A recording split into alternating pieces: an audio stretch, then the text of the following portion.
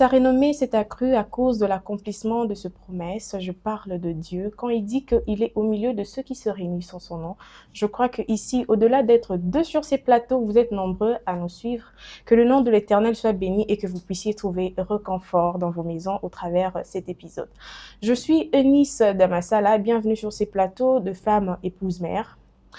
Juriste et théologienne de formation, elle prône les valeurs chrétiennes chez la femme en général et particulièrement chez la jeune fille. Ses enseignements sont caractérisés par l'appel à la sanctification, la foi et le réconfort. Elle est l'initiatrice responsable de la structure RSH, qui signifie Réconfort, Sagesse de Femme, et Atima. Cette structure est une plateforme d'encadrement, accompagnement et prise en charge spirituelle de femmes et jeunes filles dans différents domaines. Assistante du pasteur Jean-Paul Bilolo de la communauté Église La Foi Triomphante, épouse du pasteur Jean-Paul Bilolo également, et mère de 2 enfants. Sur ces plateaux avec moi aujourd'hui, Madame Fifi Tonassi Bilolo. Atima, jeune fille, réveille-toi pour ta destinée. On se retrouve tout juste après cet élément.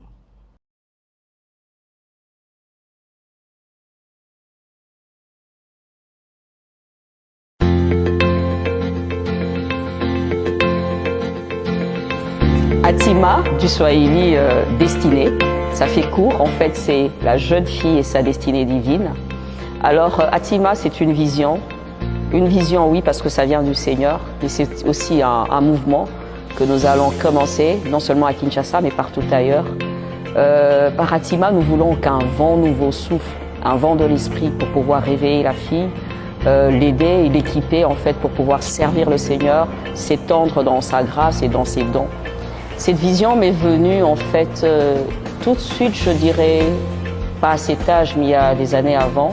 Je n'étais pas encore mariée, il y avait un séminaire dans mon église et le thème c'était « Ne rate pas ta destinée ». C'était un rendez-vous avec Dieu. Le Seigneur m'avait parlé à travers des serviteurs de Dieu qui m'ont expliqué ce que c'était la destinée et le Seigneur m'avait parlé par rapport à mon appel. Ce qui fait que pour moi, la destinée ou le projet de Dieu reste très important à connaître, surtout pour la jeune fille. Alors le cri de mon cœur depuis un moment, c'est d'aider la jeune fille à découvrir le plan de Dieu, à s'accrocher à ce plan et vivre pleinement ce que Dieu attend d'elle et ce que Dieu a projeté pour elle. Parce que je me dis, en dehors du plan de Dieu, la fille, elle est vide. La fille peut prendre des décisions qui peuvent être fatales pour sa vie. Alors, au plus profond de mon cœur, non seulement que je veux prier pour elle, prier avec elle, mais je voudrais commencer des séries d'enseignements par rapport à la destinée, par rapport au choix, par rapport à ce qu'elle doit faire, ce qu'elle ne doit pas faire. Connaître sa destinée, plus jeune, c'est plus facile. Ça nous évite beaucoup de bévues, beaucoup d'abus. C'est pourquoi, par la grâce de Dieu, je voudrais être cette mère, je voudrais être cette coach, je voudrais être cet encadreur, je voudrais être cette femme leader qui va commencer ce grand mouvement Atima, non seulement à Kinshasa, mais partout ailleurs. Le désir de mon cœur, c'est de voir la jeune fille chrétienne, c'est vrai, mais celle qui ne connaît pas Christ, à s'accrocher à Jésus et par Christ connaître sa destinée pour pouvoir être efficace dans son domaine d'appel, dans son talent, mais aussi se déployer pour le service de Dieu. Ces filles ont besoin des gens ou des serviteurs de Dieu qui doivent se pencher spécialement pour elles. Alors on sera là pour prier avec elles, par la grâce de Dieu, demander à Dieu la puissance pour pouvoir les libérer, les délivrer. Bref, c'est ça, Atima. J'ai à dire et à redire, mais je pense qu'en quelques mots, c'est ce que je peux dire pour Atima. Atima, c'est un cri. Atima, c'est un fardeau. Atima, c'est un rêve. Un rêve non seulement pour la fille de Kinshasa, mais la fille de partout ailleurs. C'est ça, Atima.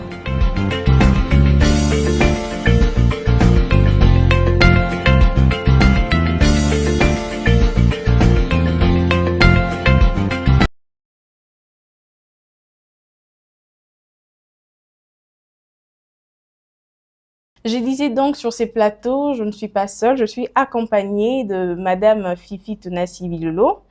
Bonjour Maman Fifi. Bonjour. Comment vous allez? Ça va.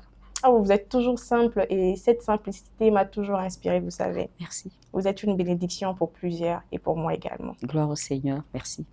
Oui, ce numéro, je pense que beaucoup, ceux qui regarderont ce numéro seront bénis parce que vous êtes une bénédiction pour le corps du Christ. Merci. Ça, c'est sûr. Et nous croyons que nous allons atteindre les extrémités de la terre. Alors, avant d'aller un peu plus loin, C'est vrai, j'ai fait une présentation de vous, mais Oui. brièvement, est-ce que vous pouvez également parler de vous-même? Tout à l'heure, vous l'avez si bien dit. Je Merci. suis Fifi Tounassi Bilolo, assistante au pasteur Jean-Paul Bilolo dans la communauté des Églises Foi Triomphante. Je suis l'initiatrice de Atima Reconfort Sagesse de Femme. Et là, je vais apprendre de vous et essayer de parler de moi-même. C'est très difficile de parler de soi, mais bon, Oui. c'est à vous de me questionner. Gloire au Seigneur. Alors, certainement, vous avez une certaine expérience. Vous avez fait combien d'années dans le mariage déjà? 18 ans. 18 ans. On va fêter 19 ans cette année. Ah, félicitations à Merci. vous, hein. Vous avez tenu.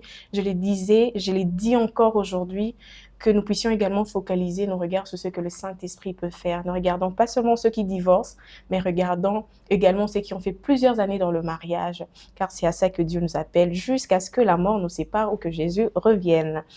Parlons de la soumission. Ok. La Bible nous demande d'être soumise, la femme d'être soumise à son mari. Oui. Mais cette soumission va dans tout le domaine dans le mariage, c'est-à-dire, je me marie nouvellement, j'entre dans mon mariage. Et je vais dormir, on va dormir ensemble. Mon mari demande à ce qu'on puisse éteindre la lumière. Moi, depuis mon enfance en tout cas, c'est une chose que je ne supporte pas. Je préfère garder la lumière allumée. Si je laisse la lumière allumée, est-ce une forme d'insoumission? Ça dépend. La soumission, c'est d'abord un principe divin. La Bible demande à la femme d'être soumise et à l'homme d'aimer. Alors, dans chaque couple, il y a, comme on a dit, le background, il y a des habitudes. Et là, c'en appelle à l'accommodation du couple, la compréhension du couple, la maturité du couple. Mais tout de suite, on n'aura pas un fouet en main pour dire que puisque tu n'as pas éteint ou tu n'as pas allumé, tu es insoumise. La soumission, c'est un peu plus large.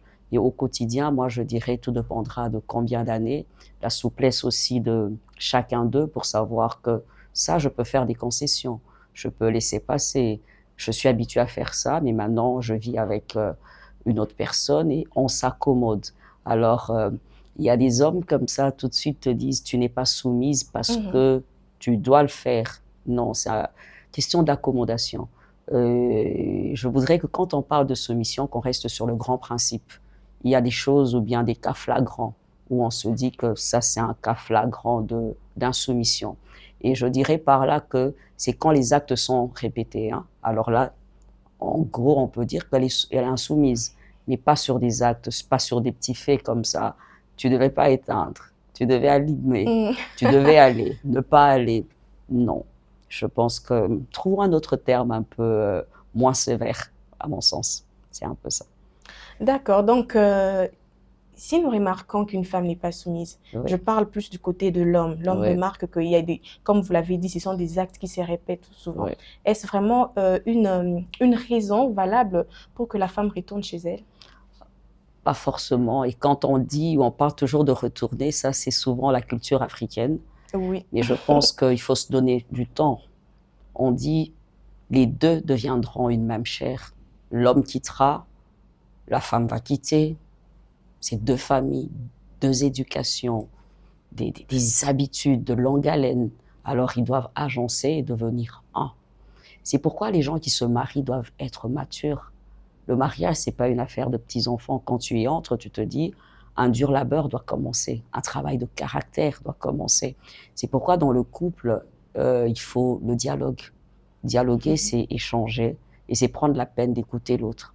Écouter l'autre va dans connaître ses vices, connaître ses tares, connaître ses défauts de caractère et faire de son mieux pour se parfaire, à l'image de Christ, surtout quand ce sont des chrétiens. Et le mariage, on demande aussi, comme le dit si bien Paul, mort à soi. Il faut mourir un tout petit peu. Parce que si tu as toujours le moi, tu as toujours le ego, il faut qu'on fasse comme moi je veux. C'est à toi de faire comme moi je veux. Mais c'est quand même quelque chose de difficile. Hein. Tu ne vas pas bâtir. Et aussi à se demander, c'est où chez la femme pour dire que si elle est insoumise, elle va rentrer chez eux ou chez elle. C'est où chez la femme? Chez elle, c'est son couple. Parents. Ouais, c'est ça. C'est ça. C'est cette définition qui me dérange. Elle a changé d'adresse. C'est toi son père. C'est toi son proche parent et son ami. Il faut jamais être dans le mariage et se dire que si ça ne va pas, tu vas rentrer ou bien je vais rentrer. Il faut traiter le problème là, se battre et se dire qu'on peut faire 10 ans, 20 ans et tout. Les gens qui ont fait 20 ans ensemble, ils ne sont pas parfaits, ce ne sont pas des hommes parfaits. Mais plus on avance ensemble, on devient des amis. Quand on est amis, nos amis ne sont pas parfaits. On fait des concessions, on essaie de connaître l'autre, de comprendre l'autre. On se dit on peut vivre ou ne pas vivre avec. Et alors, si vous avez du mal réellement à composer, il y a des pasteurs, il y a des parrains, il y a des tierces personnes qui peuvent vous aider. Mais son appel aussi à la patience, c'est un dur labeur. Mais quand on s'aime, on prend sur soi et on fait des concessions. Ça, c'est à mon avis. Mais actuellement, les femmes à l'église, ils acceptent pour les meilleurs et pour les pires. Mais quand c'est dans le mariage, les pires, quand ça arrive là, ils changent d'avis facilement. On calcule jamais le pire. Il faut avoir le bagage émotionnel, spirituel pour peser et porter le pire. Moi, j'ai fait 9 ans sans enfant. Je n'ai pas calculé de faire 9 ans sans enfant. Ouais, c'est vrai. Tu me poserais cette question, si c'est à refaire, comment j'ai tenu? Mais j'ai l'impression qu'il y a la grâce de Dieu, il y a la maturité, il y a le conjoint aussi, l'apport du conjoint. Et vous pouvez tenir, parce que c'est juste une phrase, le meilleur et le pire. Ça veut dire quoi, le pire? Moi, j'ai toujours prôné tous les changements de la vie. Parce qu'il y a pire et pire. Et lorsque l'épreuve arrive, on a juste besoin de la grâce de Dieu. Ça peut être cette épreuve qui va te mettre à terre. On ne sait jamais. Tu n'es pas outillé pour l'épreuve. On n'est jamais outillé pour l'épreuve. On appelle à la grâce de Dieu. Quand devant, là, on est béni, on dit pour le meilleur et pour le pire. En fait, on dit, Seigneur, par ta grâce, les changements vont venir, mais on espère tenir. Mais une fois qu'on est dedans, on a encore besoin de la grâce. On a encore besoin de prier. On a encore besoin. Je dirais aux couples qui me suivent que, ouais, c'est vrai que tu as dit meilleur et pire, mais maintenant que tu es dans le pire, tu as besoin de la grâce de Dieu. Moi qui te parle, 9 ans, c'était pire pour moi. Mais j'ai tenu, et à la 9e année, voilà que le Seigneur nous a fait grâce, une fille et un garçon. Alors, pire va aller dans tous les sens. Et tu peux tenir, par exemple, dans l'épreuve de l'enfantement, et puis après, tu as l'épreuve de la pauvreté, tu craques. C'est incroyable. C'est pourquoi on a toujours besoin de la grâce de Dieu et ne jamais se dire, puisque j'avais dit que meilleur et pire, là chérie, je suis outillé pour. Non, c'est un début. On ne maîtrise rien, on est jeune, on est béni là. Mais puis après, faisons voyage avec Dieu. Parce que dans cette alliance, Dieu est ce témoin et ce garant du mariage. On se marie à deux, mais au fond, pour la bénédiction, il y a le Seigneur. Et le Seigneur est là aussi lorsque la tempête sera à vos portes, lorsque le navire voudra faire naufrage. Le Seigneur nous rassure juste sa présence. Comment sa présence agit, ça je ne sais pas, mais je sais que tu passeras par le feu, il sera là, par l'eau, il sera là. Bref, c'est un peu ça. Le mariage, c'est aussi aventure de la foi. On s'engage, aventure de la foi avec Dieu. Seigneur, on s'aime, on ne sait pas ce qui nous attend. Exactement. On aura toujours besoin de toi. Bref, et surtout quand on ne connaît pas la personne. On ne connaît pas la personne, sa famille. Au fait, il faut être dedans pour comprendre. C'est un peu ça. Il faut être dedans pour comprendre que le Seigneur vous fasse grâce de trouver en tout cas les partenaires de la destinée. C'est très important parce qu'il arrivera un moment où vous aurez besoin de quelqu'un pour vous tenir la main. C'est en ce moment-là que Dieu décidera que vous soyez à deux afin d'accomplir la mission pour laquelle vous envoyez sur la terre. N'oubliez surtout pas. Le mariage n'est pas une finalité. Comptez sur la grâce de Dieu, les meilleurs et les pires, mais comptez sur la grâce de Dieu, comme l'a bien dit Maman Fifi. Vous avez évoqué cela. Au-delà de vos années de mariage, vous avez vécu 9 ans où vous n'avez pas d'enfant. Le regard des autres, peut-être la belle famille, vous-même aussi, parce que vous pouvez vous réconforter un moment, mais après, c'est difficile. Hein. C'était quoi votre plus grande crainte en ce moment-là? Crainte d'infertilité, le regard des autres ou autre chose? Au fait, je dirais tout. En 9 ans, il y a beaucoup de choses qui se passent. Hein. À un moment donné, tu victimises. Et puis après, le regard des autres. Et puis après, tu as le facteur âge. Ensuite, tu as le diagnostic de médecin. Et puis, tu es dans l'incertitude. Le combat de la foi. Tu dois croire, tu dois continuer à croire. Parce que moi, pour ma part ou mon cas, je faisais de séries de fausses couches. Donc, ce sont des ratés. Mais les ratés, c'est entre les séminaires, les prédications sur l'amour de Dieu, croire en Dieu. Il y a déjà ta foi qui est bougée. Il y a aussi, sorti de là, les gens te regardent et se disent, il y a un problème. Elle ne prie pas assez, Est-ce qu'elle craint réellement Dieu? Certains aussi ont pitié de toi. La pitié aussi te dérange. Il y a aussi tes parents où tu veux bien quand même qu'ils puissent avoir des petits-enfants. Et puis à un moment donné, tu flanches parce qu'il y a le cycle. Je suis une femme, la trentaine, tu calcules, tu dis, ah, la ménopause, il y aura telle chose. Au fond, je dirais que c'est le tout. C'est un mélange de tout. Un mélange de tout. Je peux le dire pour trouver une belle phrase et dire que c'était facile. Je priais. Non, pas du tout. À un moment, j'étais vraiment dans waouh, le Seigneur, demain, il le fera. Il y avait aussi des périodes comme ça où tu as l'impression que waouh, Seigneur, tu m'as oublié. Mais aussi, tu te dis, Seigneur, à quel âge j'aurai mes enfants? C'est ce tout-là. Comme je l'ai dit, au fond, on a toujours besoin de la grâce de Dieu. Comment il a fait? Comment j'ai fait pour tenir? Je ne sais pas, mais je crois seulement que dans l'épreuve, le Seigneur y était. J'ai pleuré, mais je pleurais, le Seigneur était à côté. Il y a des moments où je jubilais parce que j'étais tombée enceinte, il était là. Et puis après, je commençais à perdre, il était là. Et puis, la 9e année, il était bien là. Il était bien là. Le Seigneur était bien là. Il était bien là. Mais au fond, quand j'ai eu ma fille, j'ai juste dit au Seigneur, Seigneur, au fond, même quand je n'avais pas, tu étais là. Je pleurais, tu étais là. Malgré les diagnostics du médecin, en fait, tu étais là. Au fond, Dieu est là. Quand on l'aime, c'est un père pour nous. Et mais par moments, ça devient difficile de croire même qu'il est un père pour nous. Je sais, mais sortie de là, en fait, je me suis dit que c'est dur. Je suis pas prête à recommencer cette épreuve. Et j'ai beaucoup appris. J'ai le fardeau maintenant des femmes qui n'ont pas d'enfants, des couples qui n'ont pas d'enfants. Ouais. Hier, je priais pour ça, mais aujourd'hui, je prie différemment. Parce que je sais ce que c'est. J'ai pas appris ça à l'université. Exactement. C'est à l'école de Dieu. C'est à l'école de Dieu. Aujourd'hui, au-delà de ça, je ne juge pas les gens en disant que parce que tu as fait la vie, alors tu as un problème d'enfantement. Par la grâce de Dieu, c'était pas mon cas, mais j'ai attendu 9 ans. Et moi, la belle phrase, c'est que les enfants viennent de Dieu. J'ai demandé à Dieu comme Anne, Dieu m'a donné les enfants. Les enfants viennent de Dieu. C'est pourquoi les couples, quand ils viennent comme ça, je dis, je suis pas médecin, mais au fond, j'avais imploré le Seigneur, il s'est souvenu de nous. Alors prions, les enfants viennent de Dieu. Quand j'ai eu ma fille, j'ai dit, waouh, Seigneur, tu es bon. Comment tu as fait pour que je garde 9 mois? Et par ta grâce, voilà, il y a un enfant. Les enfants viennent de Dieu. Autre chose, quand je vois les enfants, je me dis, puisqu'ils viennent de Dieu, on doit être responsable. On doit porter ses dons, on doit encadrer, on doit faire de notre mieux pour que leur destinée puisse éclore. Pourquoi? Parce qu'ils viennent de Dieu. Je ne l'aurais pas appris sans passer par cette épreuve. C'est en étant passé par là que j'ai appris. L'épreuve nous rend plus forts. L'épreuve nous rend dépendants de Dieu. L'épreuve, en fait, nous donne un mot en disant « Ah, Dieu agit », un témoignage vrai. J'ai un témoignage. Quand j'ai prié pour les gens, j'ai dit « Appuyez-vous sur ça ». Moi, il m'a fait grâce. Tout ça. Dieu, c'est un père, mais en même temps, c'est un coach. C'est un mentor, c'est un tout. Et des fois, il ne nous demande pas la permission pour nous demander, je dois commencer par où, finir par où. Il fait ce qu'il veut. Ton expérience est la tienne, la mienne aussi, mais je pense que tout concourt au bien de ceux qui aiment Dieu. C'est un peu ça. Si on peut voir les choses comme ça va nous aider tous. Vous savez, le plus difficile, personnellement, quand c'est une preuve, quelque chose de vraiment difficile, je dis à Dieu, je sais qu'au fait, il y a un but pour lequel je fais ça. Oui. Pour me briser, pour faire quelque chose.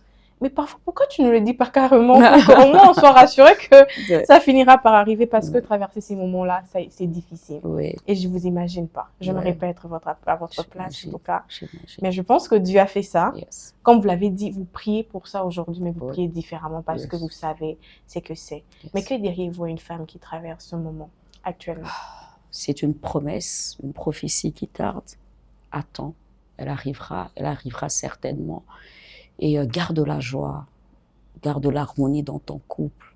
Ne sois pas focus que sur cette requête. Fais autre chose, détends-toi, épanouis. C'est en son temps que ça va arriver. Il y a des couples, des femmes qui s'arrêtent qu'à cette requête, mais entre-temps, elles n'ont pas la force de servir Dieu. Elles n'ont pas la force d'aimer, de faire autre chose. 9 ans sans enfant, et je prêchais, je servais le Seigneur, la bénédiction m'a trouvé en train de servir. Sers Dieu. En servant le Seigneur, tu crées une alliance avec Dieu, parce qu'il y a des bénédictions liées à ça. Vous servirez l'Éternel, il bénira votre pain, votre eau, il n'y aura ni femme stérile, ni femme qui avorte. c'est déjà quelque chose, l'alliance, mais aussi sois une bonne femme. Parce que quand tu es stérile, ou tu passes par ça, tu deviens amère avec ton mari, agressive avec ton mari. Et tu as l'impression que tout le monde ne t'aime pas, les gens te jugent. Non, il y a des gens qui t'aiment, qui te portent, qui prient pour toi. Et tiens, mais entre-temps, épanouis-toi dans ton couple. Parce qu'il n'y a pas que ça en ce moment. Mais non seulement qu'il n'y a pas que ça, mais ce qui est merveilleux, il y a aussi ça avec Dieu. C'est un peu ça. Mais profite de ce temps où tu peux être encore seul à seul avec Dieu. Profite de ce temps que tu peux passer avec ton mari. Mais je te dis, ne perds pas la joie. Ne sois pas aigri, surtout ça. Ne sois pas aigri. Va dans la présence de Dieu avec foi. Fais comme Anne, elle est restée longtemps. J'aime bien longtemps. Et puis dès qu'elle a reçu le message, elle est allée et elle a mangé. Prends la peine de manger. La Bible dit de Sarah que Sarah elle-même, malgré l'âge avancé, elle avait tenu à cause de la foi. La foi, ça marche dans l'incertitude. Il y a l'incertitude, mais accroche-toi, crois. Fais cette folie. Moi, qu'est-ce que j'avais fait? J'avais une chambre imaginaire, avec un bébé imaginaire. J'avais une chambre et j'avais mis des passages bibliques sur les murs. J'avais un berceau, j'avais un nom et j'entrais là-bas, je priais. J'apportais les diagnostics défavorables là. J'apportais les prophéties, les promesses là et je priais. Je faisais des fausses couches, je priais, je priais, je priais. J'avais un nom, c'était Believe. Believe, ça veut dire croire. Aujourd'hui, ma fille, c'est bien Believe. Elle est bien réelle. C'est pour dire que Dieu est capable. Amen. Le Dieu que nous prêchons est capable. Le Dieu de maman Fifi, pour moi, dans la fécondité, il est capable. Si tu avais flanché, tu ne tenais plus. Si ça peut t'encourager, mon témoignage, accroche-toi. Amen. Accroche-toi et puis garde la bonne attitude. Amen. C'est ce que je peux dire. Même la Bible nous demande d'être toujours joyeux. Exactement. Que la joie, en tout cas, entre dans vos maisons, dans votre cœur. Yes. Que la joie vous trouve là et que le Seigneur exauce ses désirs de votre cœur. Mais vous avez quand même du mal avec votre belle famille? C'est même pas pour... ils me suivent, hein, bien, ils vont me suivre. Ça, c'est sûr. C'est sûr, non. Non. Honnêtement, non. Non. Pourquoi?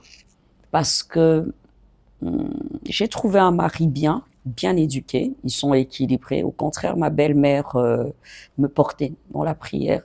Elle a toujours été là, elle compatissait.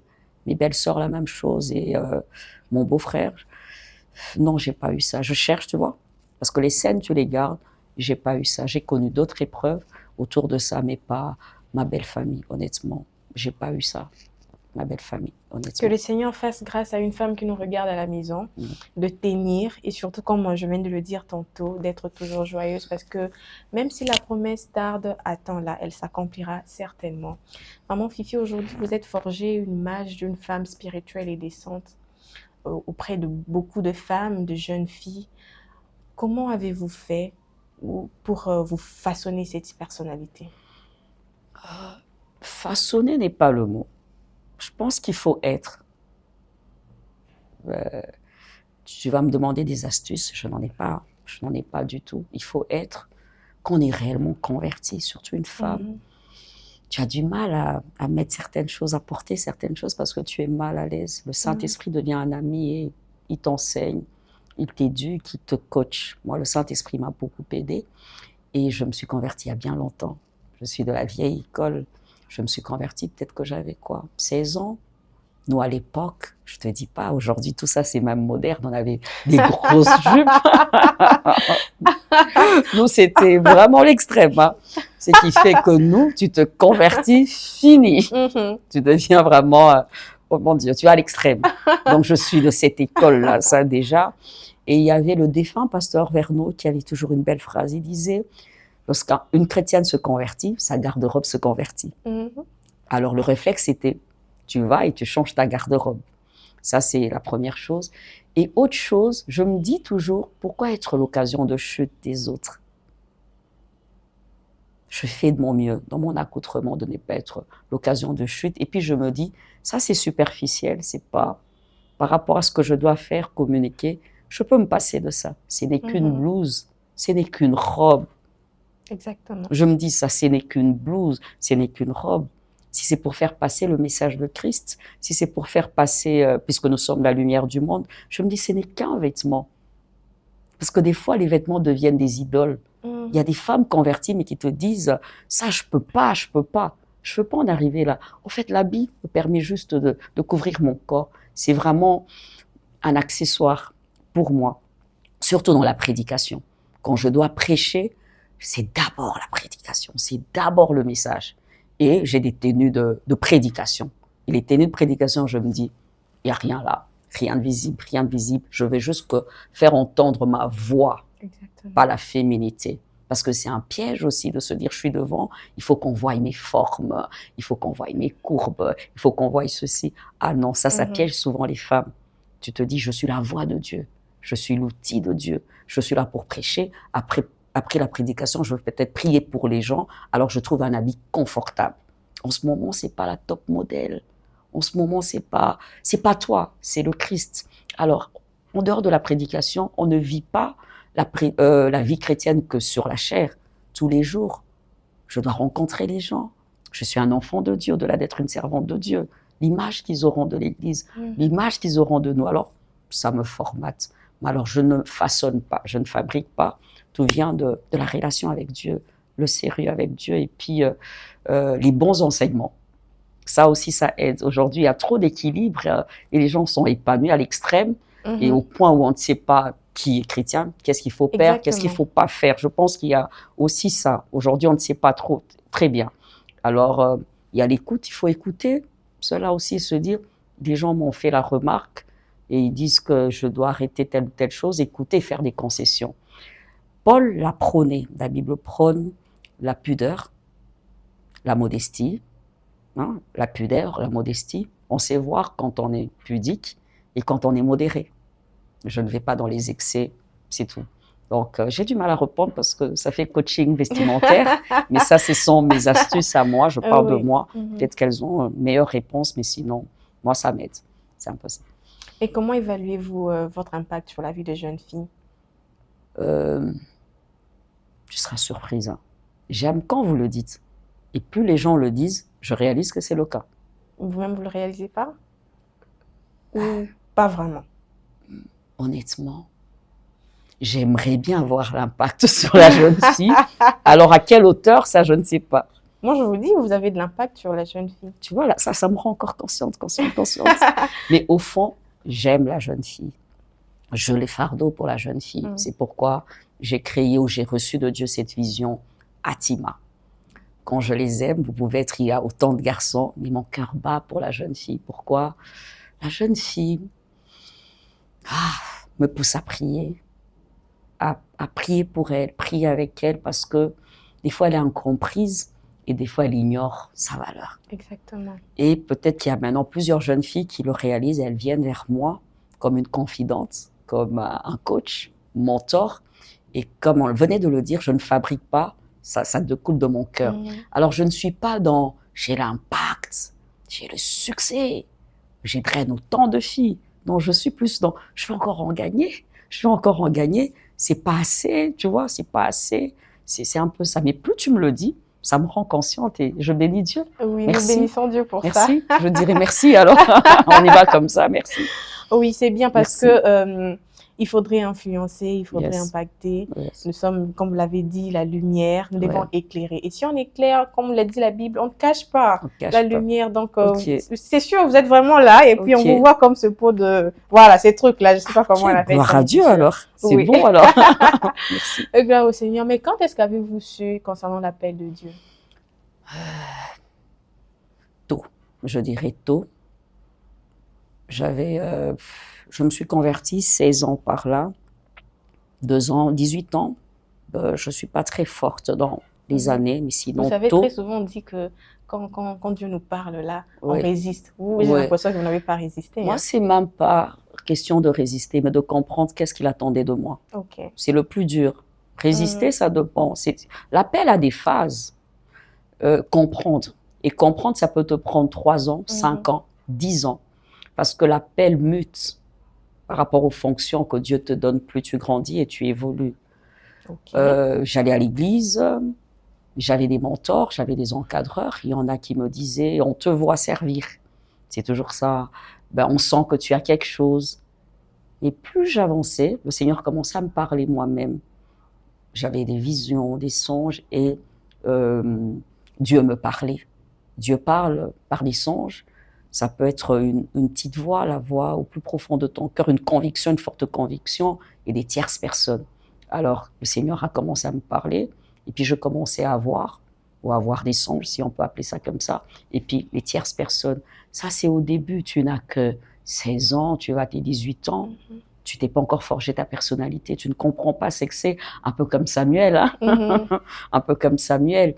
Et plus j'avançais, par rapport aux rêves que les autres jeunes filles avaient, et moi honnêtement, je me voyais que prêcher, je me sentais bien à l'église, à l'église. Et quand je devais m'élancer par rapport aux options, je disais que je devais faire la théologie. Mon père ne voulait pas que je fasse la théologie, j'ai dû faire le droit. Et puis finalement, j'ai fait la théologie. Mais j'avançais avec ce fardeau. Dans mon église, j'étais toujours dans des postes de direction, dans les départements, et je le faisais plus ou moins bien, et j'aimais ça. J'allais au-delà des responsabilités données, donc je restais tard à l'église, j'étais passionnée, gagner les âmes. Les autres lisaient ça en moi, mais moi, j'avais pas des séquences claires avec le Seigneur. Et puis finalement, il fallait faire le choix du conjoint. Et c'est en ce moment-là que le Seigneur me dit, tu dois choisir par rapport à l'appel. Tu dois, en tout cas dans ce choix, tu dois opter pour un homme, soit qui me craint ou qui a l'appel. Et voilà, j'ai choisi par rapport à ça.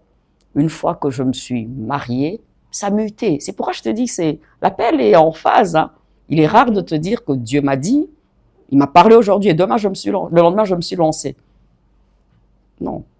On travaille par rapport aux fonctions que Dieu te donne. Je me suis mariée. En me mariant, j'avais un bon boulot. Et le Seigneur me dit, arrête le travail. J'ai dit, non, Seigneur, je peux pas. Arrête le travail et tu vas te faire former. J'ai dû arrêter. C'est toujours en phase, c'est toujours l'appel. Je suis allée me faire former. Et puis après la formation, le Seigneur commençait à m'utiliser petit à petit, timidement. Et puis à un moment donné, j'essaie de dire ce que tu venais de dire. Petit à petit, commence à t'exposer. Alors les gens voient maintenant. Ils disent, elle a l'appel, c'est une servante de Dieu. Mais c'est beaucoup d'années où ça en appelle à l'obéissance, des concessions, renoncement à soi, la foi, et puis il faut se lancer. Parce que tu peux avoir l'appel, tant que tu ne te lances pas, tu ne découvres pas une autre facette de Dieu par rapport à ça. Et voilà, quand je regarde en arrière, je me dis, waouh, le Seigneur m'a appelé depuis, en fait. Et je regarde le cheminement, voilà l'appel de Dieu. Ça migre, ça évolue. Et c'est à l'homme de comprendre la voix de Dieu et d'être souple. Et puis après, ça doit prendre forme. Ça prend forme par des visions, des structures. Le Seigneur me dit, OK, tu vas faire reconfort, prise en charge pour la fécondité. Mais j'étais déjà passée par l'épreuve de 9 ans. C'est incroyable. Structure pour les jeunes filles. Et puis sagesse de femme. Et puis après, je ferai de toi une prédicatrice. Toi, tu vois ça aujourd'hui. Mais Dieu te dira, non, ça fait longtemps que je l'ai appelé. C'est pourquoi je n'arrive pas à te donner un bon fil conducteur. Parce que même la personne, en tout cas, ceux qui ont reçu l'appel savent et comprennent. Ça migre. Et chacun de nous a ses années, hein, la compréhension et puis la forme de l'appel. Mais moi, je dirais tôt, mais ça migrait, ça shiftait. Et aujourd'hui encore, je demande au Seigneur, qu'est-ce que tu attends de moi demain? Et demain encore, je dirais, Seigneur, qu'est-ce que tu attends de moi demain? Tu m'appelles, ça c'est en gros. Mais chaque génération, chaque cycle de la vie, le Seigneur nous dira toujours ce qu'il y a à faire. C'est un peu ça. Bon, je rends grâce à Dieu pour la personne que vous êtes pour nous aujourd'hui, pour le corps du Christ. La maman Fifi que je vois quand elle prêche, bon, je ne dirais pas que c'est la même personne qui est là, mais ce qui est sûr, vous voyez, voilà. En tout cas, nous sommes vraiment bénis parce que quand vous parlez de la part de Dieu, quand vous prêchez, vous touchez les cœurs. Personnellement, j'insiste encore. J'ai l'impression, je me dis, mais elle a vu ma vie ou bien? Ce qu'elle a dit là, c'est moi. Alors, je rends grâce à Dieu pour ça. Comme vous l'avez dit, on fera des exploits avec Dieu. Si vous étiez un personnage de la Bible, qui seriez-vous? Marie de Magdala. Pourquoi? Wow, cette femme enseigne. Elle a eu un passé sombre. Elle avait 7 démons aussi. Elle a rencontré le Maître. Et depuis, elle s'est attachée. Mhm. Marie de Magdala était dans le grand et beau parcours de Jésus quand il accomplissait les miracles. Mais quand on a cloué Jésus, elle était là. À la tombe, elle a attendu que le sabbat passe. Elle était là. Et elle a eu cette grâce d'être la porteuse du message de la résurrection. Mais quand tu regardes son début, c'est pas la Marie de Magdala n'était pas qualifiée. Elle m'amène toujours à me dire, Seigneur, je suis pas qualifiée. Je suis vraiment pas qualifiée. Je comprends que tu m'aimes. Je comprends que ma vie te concerne. Tu m'as libérée, tu m'as guérie. Et moi, en retour, qu'est-ce que je ferai? Je veux m'attacher. Tu seras mon Jésus de la croix. Tu seras mon Jésus de la tombe. Tu seras le grand ressuscité. Et tu seras le même Jésus que j'attends. Au fait, moi, je dirais Marie de Magdala. J'aime Marie de Magdala. Ok, c'est une image pour dire que la personne, avant de rencontrer Christ, n'est pas la même personne après Christ. Il y a toujours une ligne de démarcation quand on rencontre le Seigneur, quand nous sommes changés du cœur, quand nous rencontrons le Christ, lui qui est mort et ressuscité. Et nous marchons en nouveauté de vie. Yes. Je l'ai dit toujours, nous avons la vie avec Dieu pour toujours. Comment gérez-vous votre maison, votre foyer? Parce que c'est vrai, vous avez beaucoup d'activités. Comment trouvez-vous l'équilibre entre les enfants, le ministère et toutes ces choses? Comment faites-vous? Vous avez des astuces? Vous vous êtes imposé une discipline? Vous avez des choses, je sais pas, quelque chose où vous suivez à la lettre pour garder l'équilibre? Être équilibré n'est pas évident. Les femmes me suivent et tout, elles savent que ce n'est pas évident parce qu'il y a beaucoup trop de changements. Tu dois avoir une bonne personne qui va rester avec tes enfants, un bon mari qui va te comprendre. Alors, ce n'est pas universel ce que moi je peux présenter là, si je dois être sincère. Mais je dirais qu'il faut connaître ses priorités. Il faut connaître ses priorités, aller par rapport aux priorités. Mais si je dois être sincère et humble, mon mari m'aide beaucoup. Mon mari, c'est ma force. Mon mari, même quand je flanche et que je n'ai pas le temps de faire ce que je dois faire, il me regarde, il dit, je veux t'aider, on peut le faire, ça c'est prioritaire pour toi, vas-y. Je pense que je trouve mon équilibre aussi parce que le Seigneur m'a fait grâce d'un homme qui comprend l'appel, d'un homme qui m'aide à m'organiser. Et nous, dans notre couple, on s'organise à deux. C'est pas que j'ai le poids d'organiser. J'organise ma maison en tant que femme, la cuisine, les enfants. Mais à un moment donné, avec les voyages missionnaires qu'il y a, les prédications qu'il y a, comme c'est aussi un prédicateur, c'est aussi un homme qui se déplace beaucoup. Alors en ce moment, il se dit, tu dois faire ça pour qu'en cette période, tu sois libre pour faire ça. Et on le fait à deux. On le fait à deux. Des fleurs, c'est pas moi, je pense mon mari m'aide beaucoup, mais moi j'ai des priorités et Dieu m'a fait grâce. J'ai une bonne équipe de travail dans le cadre de Atima, Sagesse de Femme ou Reconfort. Le Seigneur m'a fait grâce. J'ai des Aaron et Hur qui m'aident beaucoup. Et au niveau de la maison, le Seigneur aussi m'a fait grâce en ce moment.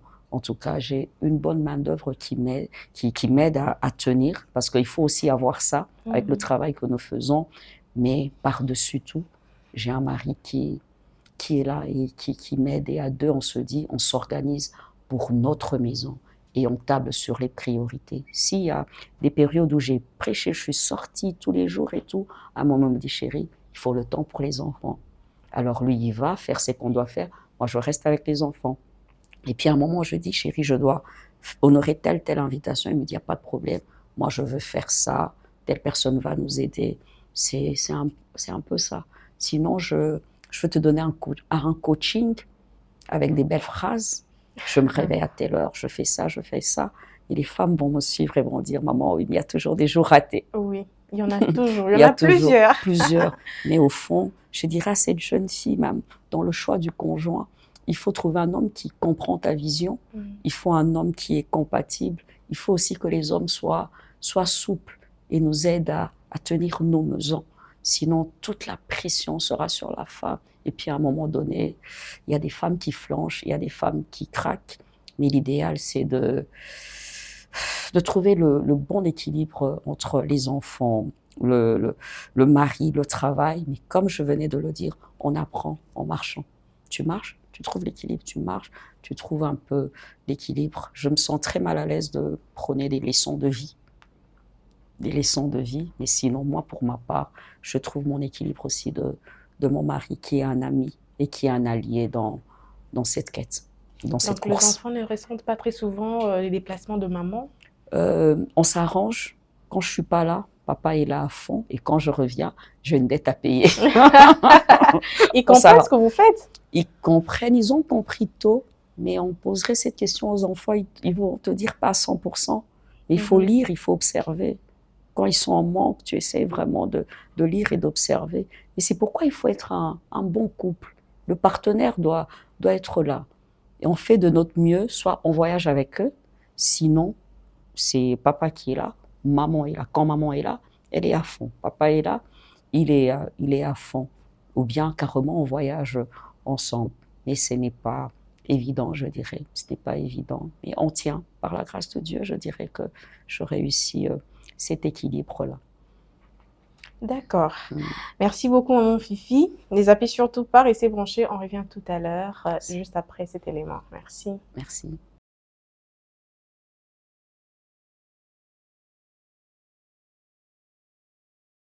Depuis mars 2020, nous avons mis en place une chaîne de télévision avec des programmes de qualité qui vous gardent dans la foi et dans la communion avec le Saint-Esprit.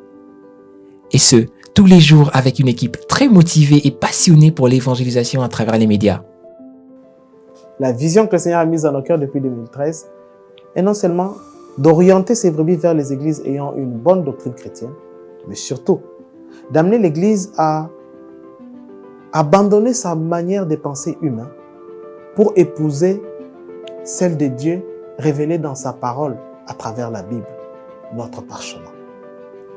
Contenu dans un seul mot grec, métanoïa, cela est devenu pour nous notre leitmotiv. C'est pour ça que notre cœur bat. Lorsque nous avons reçu cet appel de la part de Dieu pour démarrer ce ministère médiatique, ce fut un acte de foi que nous avons posé. Et depuis, par la grâce de Dieu, nous sommes parmi les chaînes évangéliques les plus suivies de la francophonie. Mais nous ne comptons pas nous arrêter là. Nous sommes très encouragés par vos différents messages et témoignages que nous recevons chaque jour et nous vous en remercions vivement. Mais quand mieux faire est possible, bien faire n'est jamais assez.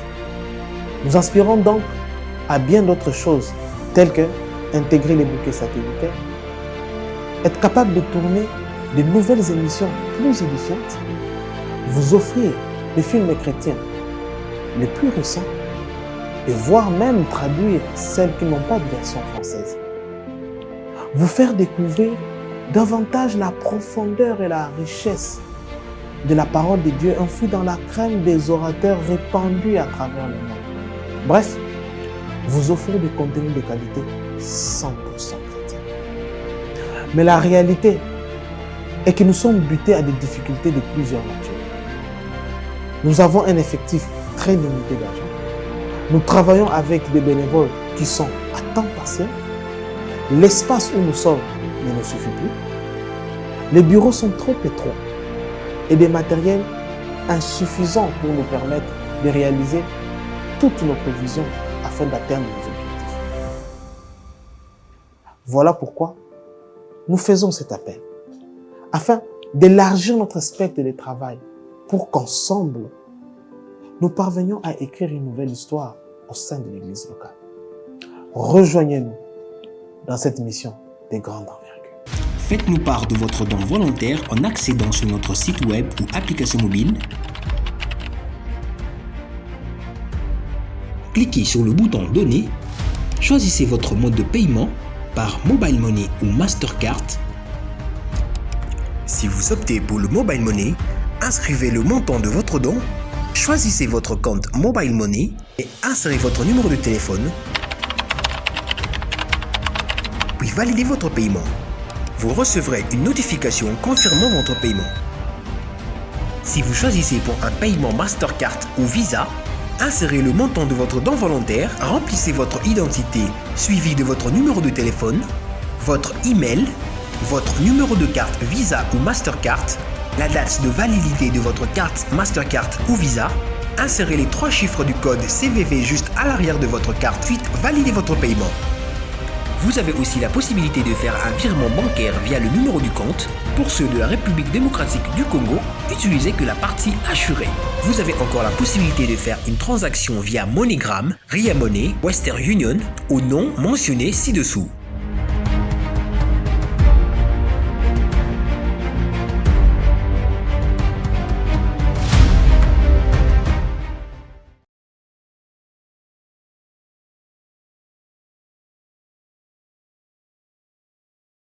De retour sur ces plateaux de femmes, épouses, mères, j'espère que vous êtes bénis et que la paix de l'Éternel, le réconfort qui vient de Dieu est entré dans votre maison au travers de ces numéros. Si vous avez raté les débuts, allez visiter notre chaîne YouTube, vous trouverez l'intégralité de cet épisode et je crois que par la grâce du Seigneur, vous serez bénis. Je tiens également à vous remercier pour vos dons.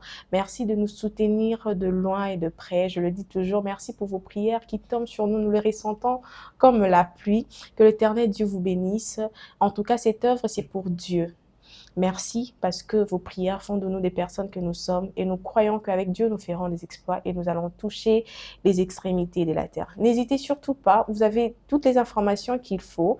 Allez visiter nos pages, vous verrez toutes les informations afin de mettre votre main également dans l'œuvre de l'Éternel. Nous allons parler de Atima, nous allons savoir qu'est-ce que c'est.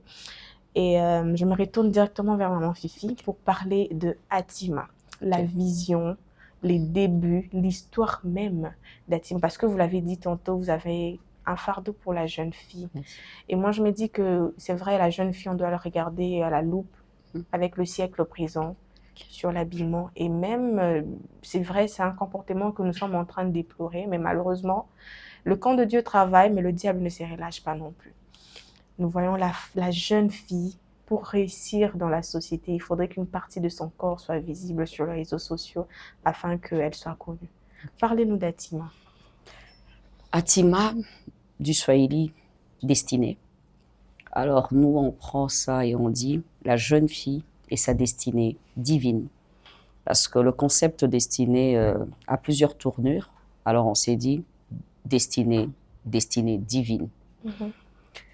Atima, c'est mon histoire, c'est mon témoignage. J'ai rencontré le Seigneur tôt et c'est par rapport à cette rencontre qu'aujourd'hui je sers le Seigneur, j'ai découvert ma destinée. J'ai pu choisir et être consciente de ce que Dieu avait mis en moi.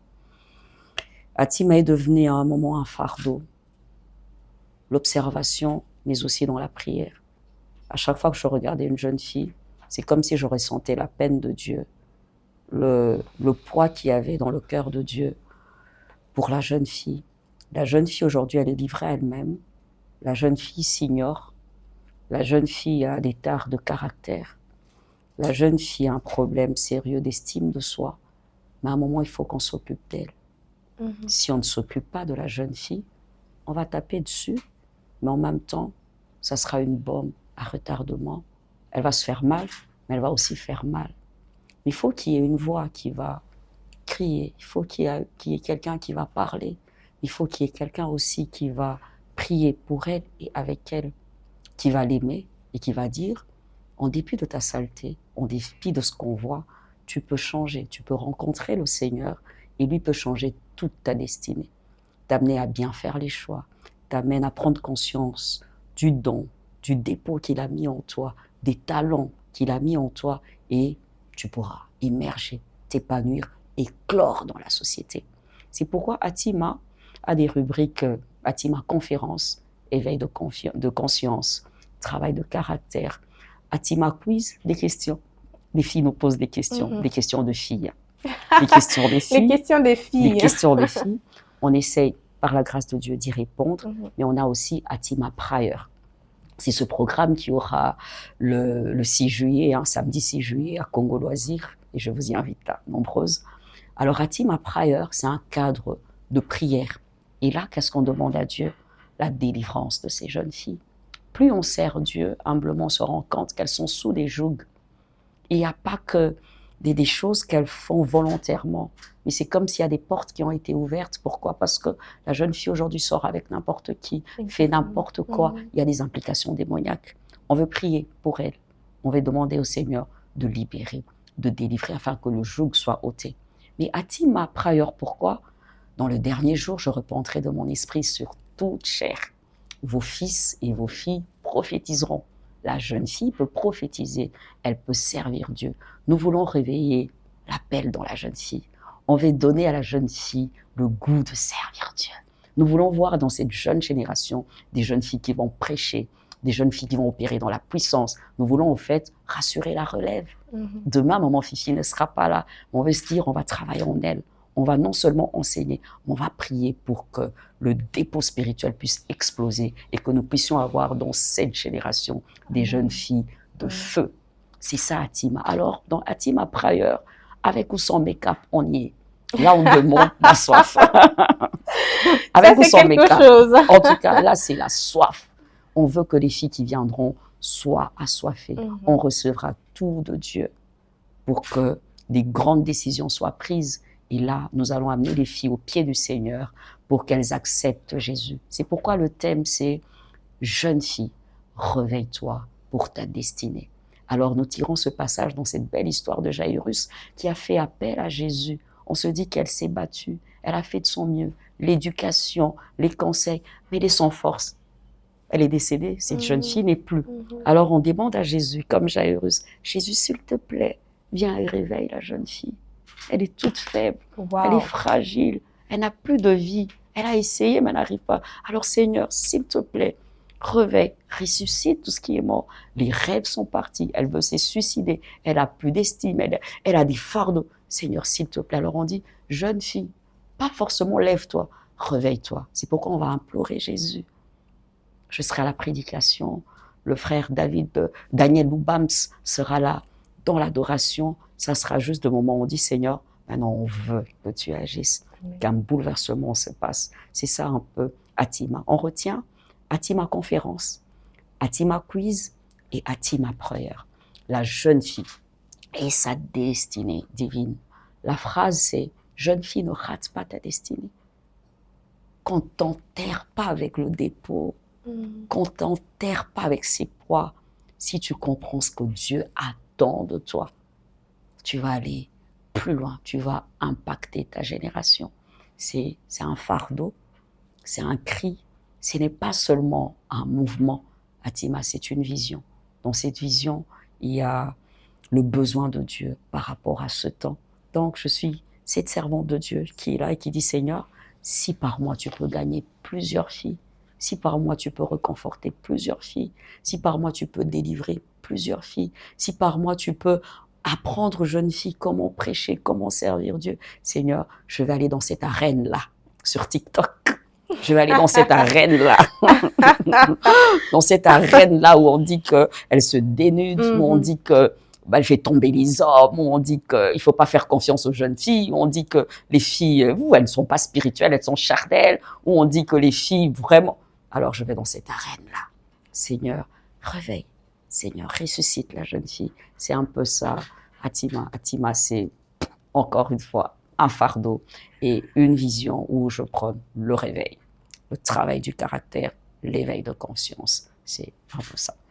Oui, la société le dit, éduquer une femme, c'est éduquer toute une nation. Je pense que la jeune fille, vraiment, on doit porter un regard comme ça, un regard vraiment très attentif sur la jeune fille, afin de réveiller tout ça. Je voulais poser la question, comme d'habitude, comment on fait pour vous joindre. Mais avant ça, d'abord, je vous invite, le 6 juillet, à partir de 10h, espace Congo Loisirs, venez nombreux en tout cas. Le Seigneur vous fera du bien.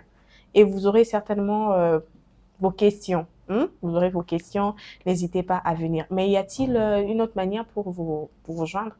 Nous sommes sur Facebook, Fifi Tounassi Bilolo. Le numéro est inscrit sur Instagram, sur TikTok. Et l'adresse du bureau, c'est ma campagne, Ngouma 178. Je sais là. Merci. Maman Fifi est là pour vous recevoir en tout cas. Que Dieu vous bénisse à la maison de partout où vous nous suivez.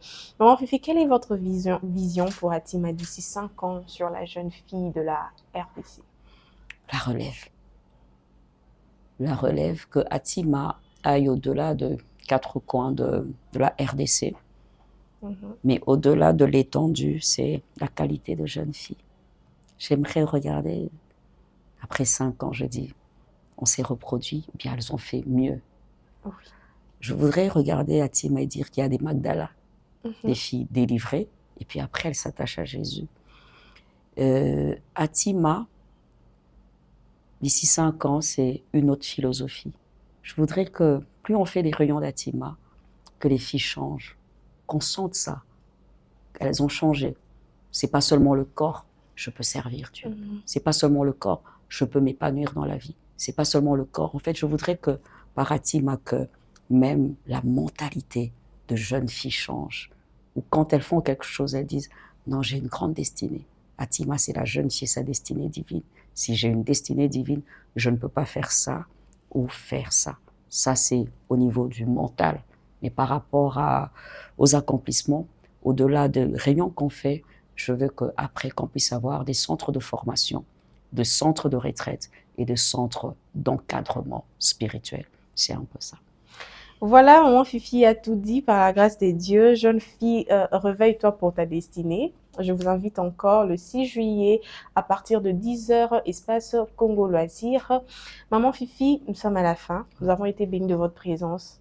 Que Dieu soit glorifié. Merci. Vous nous avez bénis. Merci. Mais avant que nous puissions nous séparer, la Bible dit que c'est poussé par l'Esprit que les hommes parlent de la part de Dieu. J'ai pas une orientation pour la prière que vous devez faire, mais puisque vous avez les fardeaux de la jeune fille, pouvez-vous adresser à Dieu quelques mots en faveur de jeune fille? Bien sûr. Merci. Tendre Père, nous te bénissons et nous te rendons grâce.